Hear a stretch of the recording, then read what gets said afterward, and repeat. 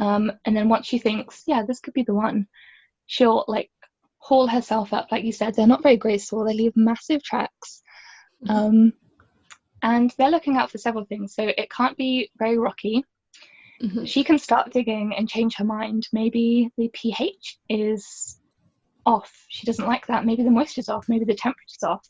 She can tell all these things from sensors in her neck. In today's episode of the Ocean Pancake podcast, I'm joined by Becky, who's a marine conservationist and a sea turtle lover. We talk about all things sea turtles and her experience with working with loggerhead sea turtles in Greece. We talk about their mating, we talk about them laying eggs, what impacts the sex of a turtle, how plastic on beaches and tourism impacts turtle population numbers, how COVID has been beneficial to sea turtle numbers, and where turtles go once they leave the beach. As always, I would like to thank all of you guys for listening, commenting, sending me emails, or joining the Facebook group Ocean Pancake Podcast, just because it's a great place for all of us ocean lovers to chat and share stories and experiences. If there's anyone you'd like to hear me interview, please let me know. Send me an email on oceanpancakepodcast@gmail.com. Also, if you want to support my work, then you could get yourself a Plastic is the Killer t-shirt. Just head on over to the Ocean Pancake Podcast website, so oceanpancake.com, for all things there, as well as more information about living an eco-friendly life, sea turtles, and much, much more. Every day there's a new news story about the crisis facing our ocean, whether it's the plastic issue, overfishing, pollution. If the oceans die, we die.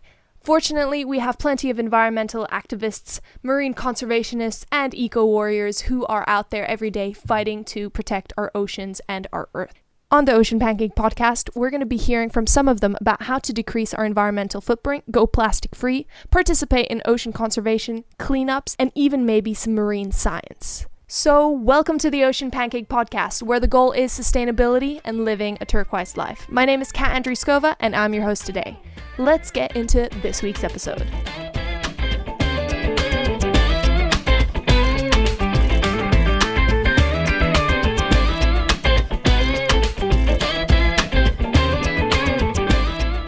Hi, and welcome to the Ocean Pancake podcast. Today I have Becky here with me, who is a marine conservationist and a massive turtle lover. And of course, this episode is all about turtles. Welcome to the podcast, Becky. Thank you. Great to be here. Now, you reached out to me that you have a love for turtles and that you had experience working with them. So tell us your story. How did you get involved with working with sea turtles? So it started when I was just a tiny human. My parents would take us to the sea all the time. They're divers, so they had a lot to give. And that's where we kind of have like a family obsession with the coast. So I always knew all the way through school what I wanted to do. I wanted to go to uni. I wanted to save the seas. And it's not as simple as that, but I did a degree in marine biology with biodiversity and conservation at Anglo-Ruskin, and I just loved it. But I just thought, I'm going to need some experience before I finish my degree. I took a volunteer year in the middle.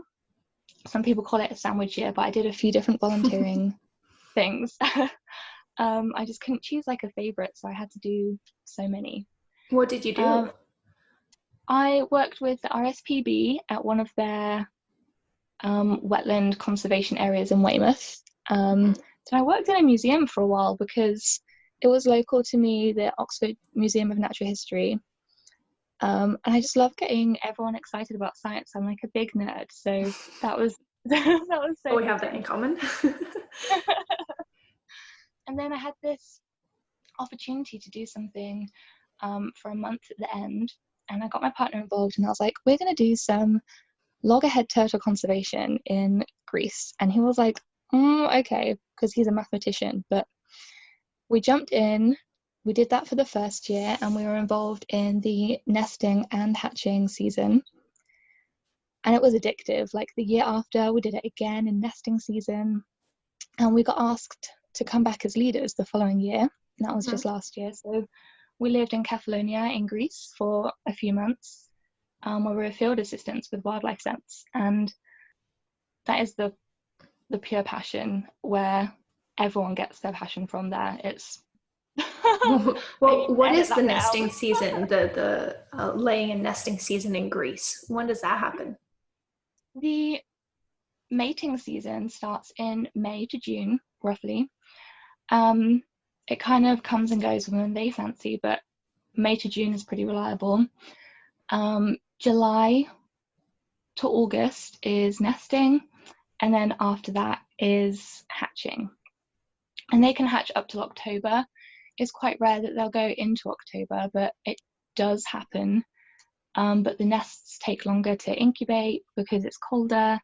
The storms really affect the beaches there, so sometimes nests can get completely washed away. They have these beaches that don't have a lot of structural integrity, so just one massive storm and whoosh, that's a beach gone.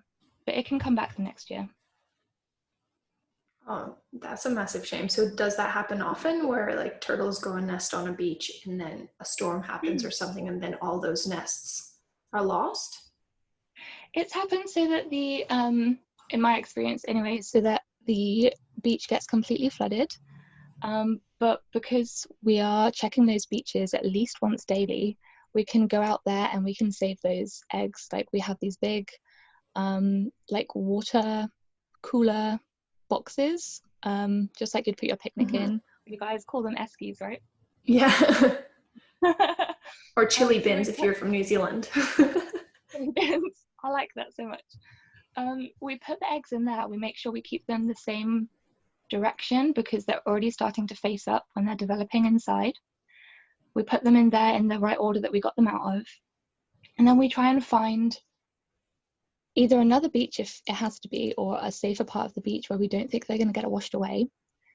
And we try and replicate that exact shape. If half of the shape of the nest is gone because it's been washed away, that's okay. We kind of have rough dimensions depending on how many eggs there are, because it needs to be very specific dimensions.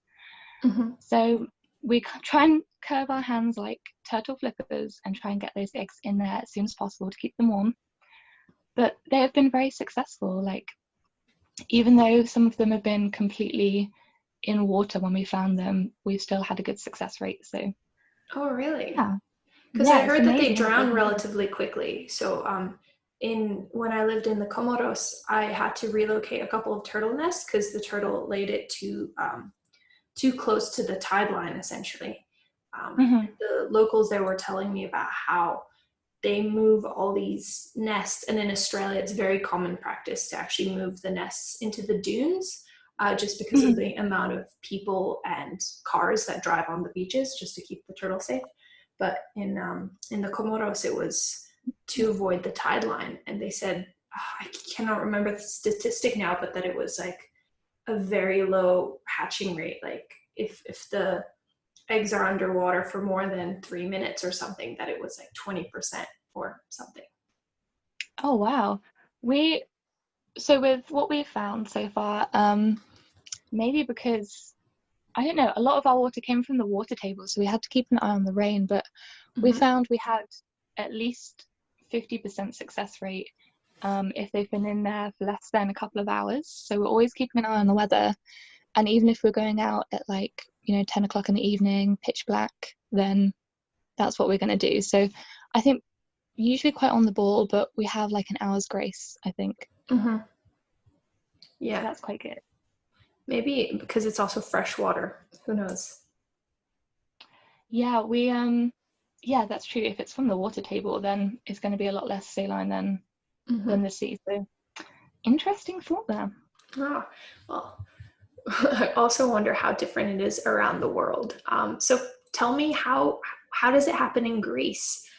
Is it mostly loggerheads, and how do they come to the area beforehand to mate? How does the process happen?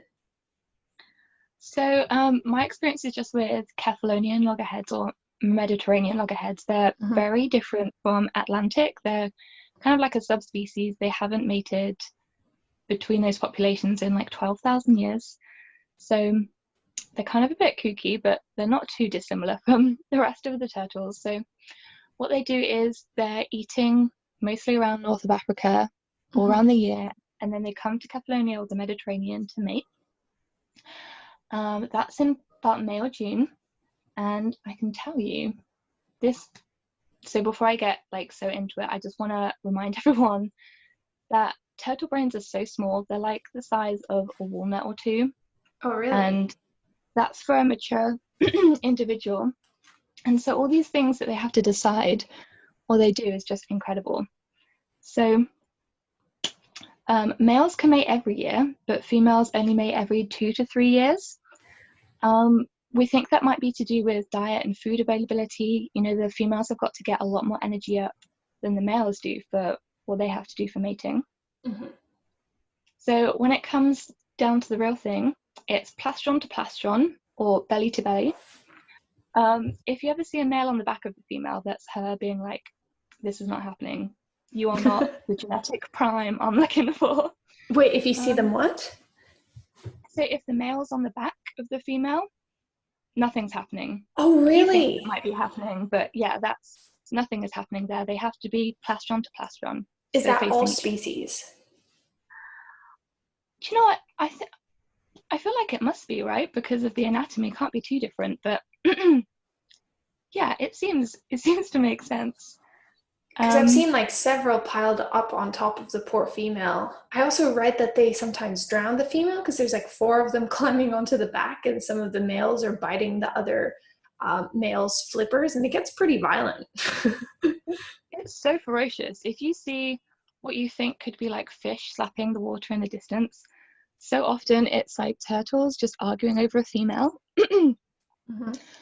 Yeah, it's crazy. But no, that's her being like, get off. You are not the genetic material I'm looking for my babies. So I wonder how they know. They don't really take them out on a date or anything. You know, is it like pheromones or what is, because we know like the birds of paradise, it's like how clean is their little courting area or how good is their dance? Like what do turtles do to show they're viable? There's so much mystery to this part. So we don't know whether it looks like maybe the males are ill or diseased or too young, because in a lot of animals, females tend to go for more mature individuals. They know their experience and that kind of thing. They know genetically it's going to be more successful. So yeah, that's still a huge mystery, especially because reptiles are a bit more mysterious than mammals and birds, which are like a lot more flamboyant. Yeah. They're a lot easier to read. It's interesting how much we still don't know, even though we've been studying them for so long. Okay, so the turtles mate. So the female decides, for whatever reason, this male, which has these massive tails, is a genetic match or a good partner. What happens next? So the female can mate with up to 4 to 5 males, and she can keep that genetic material in her. So one clutch that she lays could have 4 or 5 different paternities. So she's trying to make it as genetically diverse as possible, which, you know, is great for the population. We really want them to thrive and be as diverse as possible. 2 to 6 weeks later, we get to egg laying and nest making, which is incredible. Have you ever seen that thing before? Yeah, when they climb up on the beach, usually at dusk or throughout the night. Back in the Comoros, it was typically high tide, and they would climb up and leave these massive tracks. So that's usually how organizations count how many turtles have come up, and then they wander about, find a good spot, then they dig some decoy nests, and then they actually dig their real nest. Yeah, so they can also decoy camouflage as well. So animals think that they're going to dig under that camouflage, which has that wet sand that's been touching her, so it really smells like turtle. And they dig there and there's nothing there, and she is so crafty. And there's also like a few other things that the female looks out for. So her nest, she will stake out that beach for a couple of days, and then once she thinks, yeah, this could be the one, she'll like haul herself up. Like you said, they're not very graceful, they leave massive tracks, and And they're looking out for several things. So it can't be very rocky. Mm-hmm. She can start digging and change her mind. Maybe the pH is off. She doesn't like that. Maybe the moisture's off. Maybe the temperature's off. She can tell all these things from sensors in her neck. So she can tell so many properties of the sand. And if she thinks it's too wet or too hot or too cold, or maybe a bit acidic, then she's going to get out of there before she lays her nest. Wow. I didn't know amazing. that that's how they decided. I just thought, like, when I've seen the move away from a particular spot, there's been a very obvious reason why not, either big rocks or sticks or a lot of trash accumulated on the beach. But I didn't realize that they were actually sensing the pH and all of that. Yeah, it's so in-depth. And it can also be all those things too. They're very skittish because their eye lenses, aren't adapted to seeing out of water. It's kind of like smearing Vaseline or like lip balm or something over your eyes for them. They're really skittish. So if they hear sound, it could just be from like a scrabbling animal. It could be like a rabbit or something.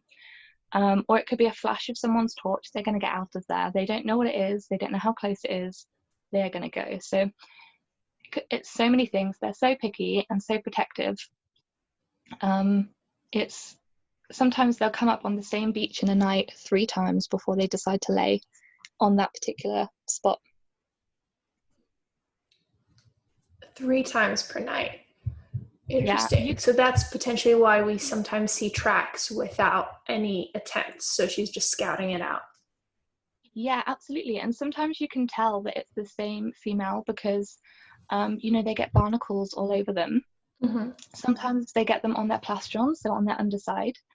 And when she's dragging herself up the beach, those barnacles are going to stay in that place. So they're kind of like a personal identification. She has like got her own imprint right there.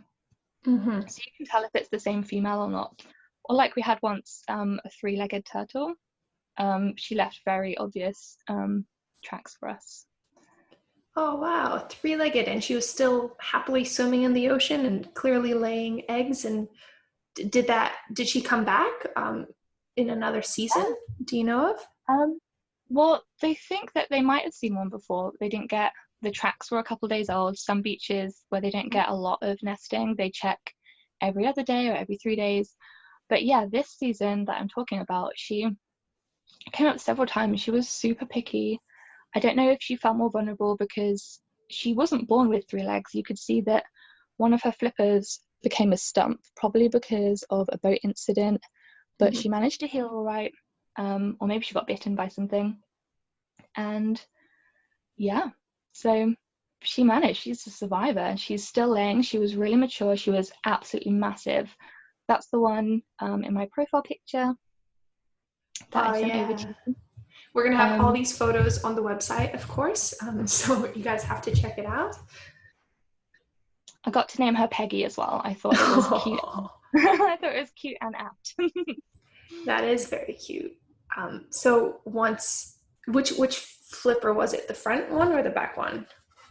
Just a back one. So the front one Mm-hmm. controls like how fast she is, and the back Mm-hmm. one's just kind of like rudders the direction. So she can kind of last without those, but it makes it harder for her to dig. So we actually had an experienced leader with us, and he helped her to dig. They kind of go into a trance when they're nesting. So he was able to get really close and scoop his hand really subtly behind her and help her. He was just mirroring the other leg, because we thought that might be why she attempted so many times but didn't actually get around to it. And we want to make sure that they do nest, because if they don't lay those eggs get just cast off into sea. She can't help it. She's been holding those eggs in for so long, and if they don't get to nest or lay them properly, maybe because they're disturbed by tourists or light, or maybe she has 3 legs, then yeah, they just get cast off into sea, and those eggs obviously have 0 chance of hatching. So she got a little bit of help that night, and amazingly, remember how tiny their brain is? She knows exactly how many eggs she has, and she will dig the hole to the right dimensions for those eggs. We still don't know how she does that. How many eggs do loggerheads typically have? So the ones in the Mediterranean, they're so much smaller. Typically, 88. We'll say 80 to 100 though, very common. But I know that the Atlantics can lay a lot more. It's definitely upwards of 100 eggs, and they'll lay 2 to 3 times in that nesting season as well. Oh, wow. So that's a lot. It gives the whole population a much better chance as well, because like we know, 1 in 1,000 hatchlings will get to sexual maturity. So they don't have a beautiful chance of making it to adulthood. No, they don't. Well, it's no surprise when you see how little and helpless they are on their first scamper down the beach. It's crazy. In the Mediterranean, they don't actually have a lot of natural predators. They have seals, and they're quite rare there, so that's pretty much it. I mean, the occasional bird or scavenger, but they have a fairly good chance. The biggest influence they have are the humans there. So if they can get away from the humans, then they have a good chance. Yeah, but humans have been quite the biggest predator of just about every marine species. But I think hopefully we're starting to realize it. Hopefully we're starting to instigate some change. People are realizing how much we need this planet and how much we've done to it. So fingers crossed, things are going to happen on the up now. Yeah, well, we do know that from the protection of turtles, their numbers have been increasing, which is very good news. Amazing. So, okay, we have the mom has laid the eggs that she knows exactly how many into a hole perfectly proportioned to her species and the requirements of her eggs. How long do they stay in the sand, and what happens next? So roughly, again, this is in the Mediterranean, they stayed in there for about 55 days. We allow 70 days before we give the nest a look at, because after 70 days, we've had 0 hatchings after 70 days. So we know it's safe to go in there. So 55 days. And their gender or sex is actually determined by the temperature. Mm-hmm. So if the sand is above 29 degrees, we're going to get a female. And under that, we're going to get a male. And I'll come back to that later, why we might face some more challenges with that. But so imagine if this nest was fully successful, which we had once before, all eggs hatched. It was the best thing ever, like 80 eggs just hatched. Oh, wow. Imagine all of that scrambling, like they're fighting to get to the top. Turtles can be alive in their nests for about 3 days till they get to the top. They have so much energy from that yolk, and they have about 7 days to get to their feeding ground. They'll hide in some seagrass, which is good for camouflage and for eating, but I'm getting ahead of myself. It takes about 3 days for them to get out of the nest. And they're going to scramble up. They're actually being helped by their brothers and sisters. They're all kind of scraping sand away, and they can breathe under the sand, which is just amazing. If you just think how tiny their noses are and how tiny the sand is, they're still able to breathe. So they get up, and if they need any help, then we can give them some help. Sometimes on night shifts they need help, but typically they get up and the female has nested far away enough from the sea for those hatchlings to imprint on the area. So that's about 12 meters. Those hatchlings are going to scramble up, and they take a big deep breath. They know what's coming, and 12 meters they've got to go to the sea. They're going to imprint on that, not that specific beach, but a couple of kilometers within that beach, and off they go. They've got a huge journey ahead of them. Sometimes they take a bit of a battering by the waves, but they eventually get there, and then they're directed by the current. So they know that they need to swim against the tide, against the current, and that's how they're going to get to their first foraging area. And they're going to stay there for a couple of months, stay nice and strong, and then hopefully they'll make their way to the real feeding grounds where all of the mature adults are. I'd also like to say say thank you to Modibody for sponsoring this episode. They're an incredible female hygiene brand which provide underwear or swimsuits as an alternative to single-use period products. So they have absolutely changed my life every single month. I now don't have to worry about any leaks or any discomfort because they are so comfortable, sustainably made, and they minimize the waste going into the landfills. So make sure to head on to Modibody and get yourself a discount with Vegan Cat 10 for 10% discount on your first purchase.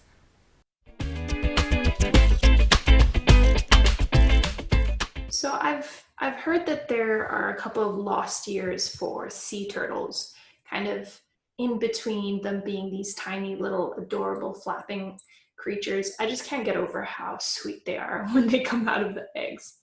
I know, I think it's the giant eyes and the giant flippers that just make them extra cute. Oh my goodness. And for anyone who's not seen this in real life, they are so fast. Like, it's crazy, isn't it? the documentaries do not do this justice because they slow it down. They put it in slow motion so you can really see what's happening. But these turtles, like, they run. They're just sprinting down that beach, flapping their little flippers so furiously. It's the funniest and cutest thing I've ever seen. I always think it looks like someone's wound up like a clockwork mechanism in them, you know, and they're just like going like crazy because they've been wound up so quickly. That's exactly what it looks like, just little. I love that so much. So between the size and then when they're kind of, I don't know, like dinner plate shape, where are they during that time? Do we know? So that's such a mystery to us because we can't put anything like satellite trackers on their back because they're growing at such an insane rate that, one, we don't want to weigh them down, and two, they're just going to lose that very soon anyway, so it's not going to give us any useful information. Plus, but 1 out of 1,000 actually survives, so that'd be an expensive project. It really would. And how do you know that one of those 1,000 are going to be in your group? Yeah, exactly. We think that they are finding these glorious paradises under the sea that are safe havens. Maybe we don't know about them because, you know, there's loads of places where we've just found, like literally just in the last couple of years, found places where whale sharks and dolphins and whales go to have their offspring, and we didn't know that before because they stayed so under the radar. So I like an air of mystery. I think maybe that's how they're going to survive. Maybe we don't need to find this out. I don't know if that's too silly as a scientist to be like, well, it's probably safer for them. Yeah.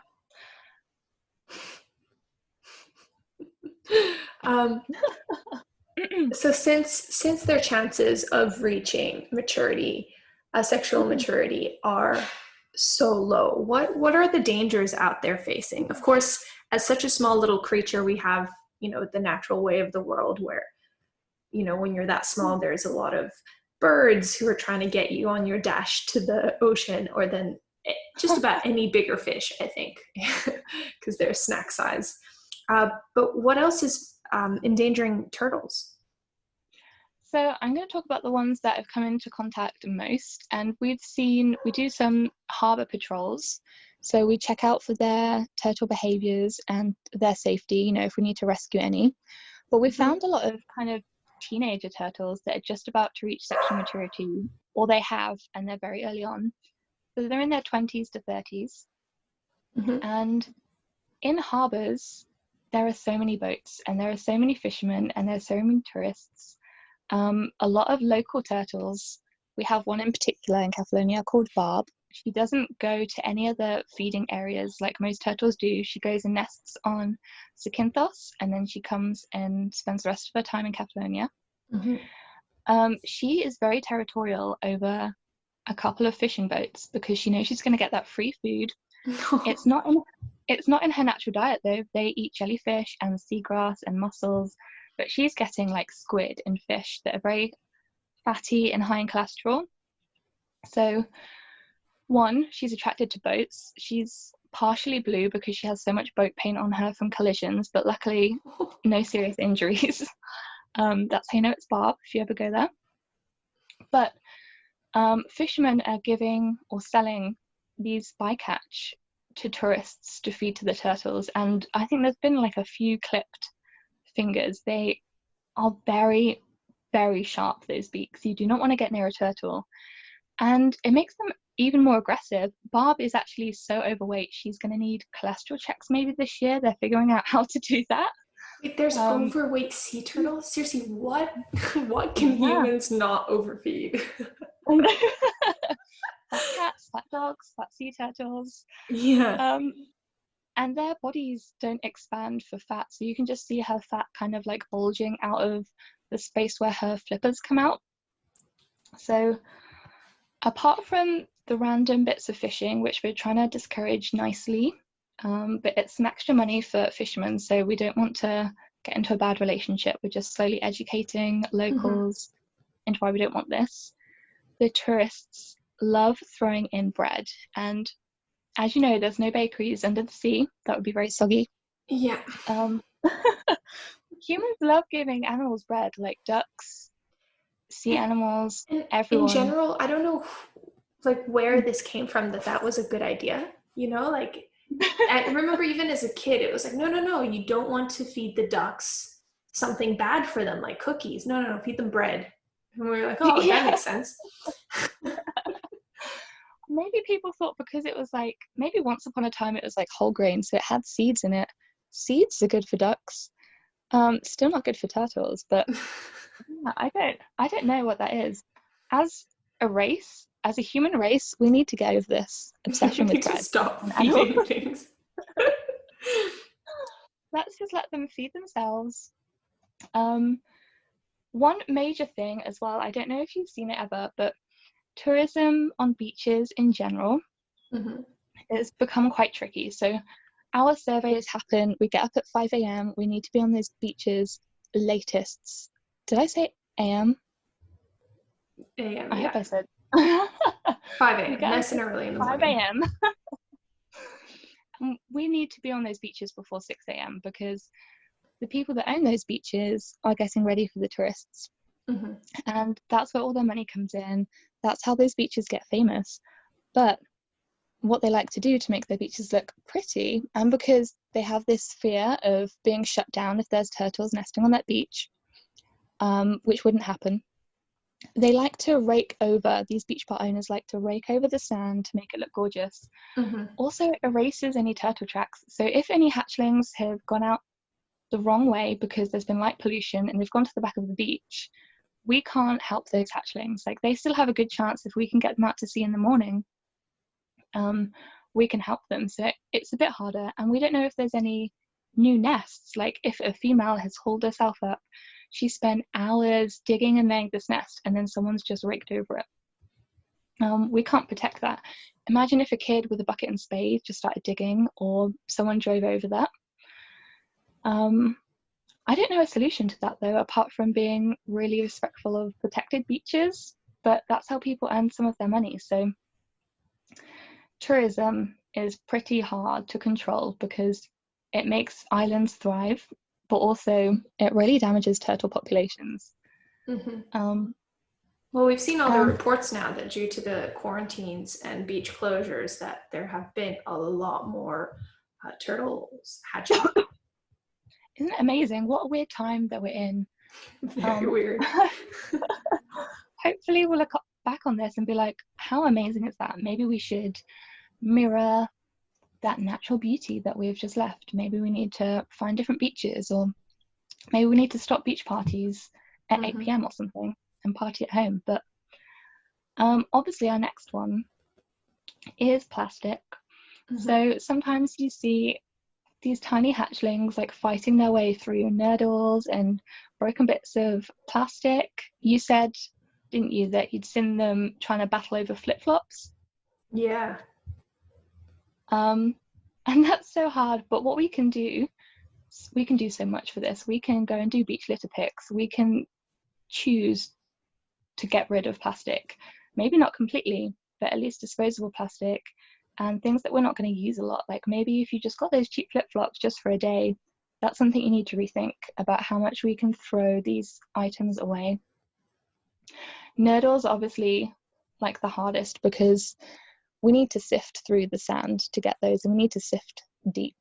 In Catalonia, a couple of years ago now, there was a ship that, I don't know if it had an accident or I don't know how the nurdles got off, but there were tons, literally tons and tons of nurdles thrown over sea, and we're still picking them up years later. They're just so tiny, they just get everywhere. What is and a sometimes noodle? a nurdle. Sorry, I'm Noodle? just like going on about plastic like a nerd. So nurdles. Nurdles are these tiny plastic balls, and everyone's probably seen them but probably not realized. They look like toy pellets, or kind of like, you know, the balls you get in bean bags, but they're plastic. Oh, yeah. They can be white, they can be black, they can be see-through. And that's how most plastic items start off, as these tiny balls of plastic, and they get shipped to where they need to be, they get melted down in molds, and then that's the product that you're going to buy. So that's what a nurdle is. That's the start of plastic's life.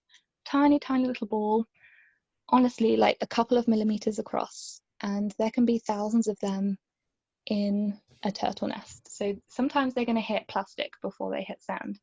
That's so sad. It's crazy. Come on, humans. Let's do something about it. Let's get our sieves. Let's go and sit in the sun safely. And let's go and sieve the beaches. Imagine. Maybe we can make a national holiday, a national plastic sifting holiday. I think it's going to become the norm. I mean, it's already becoming the norm to do plastic cleanups and everything. I mean, definitely when I was a kid, I never thought, like, when I grow up, I'm going to collect garbage.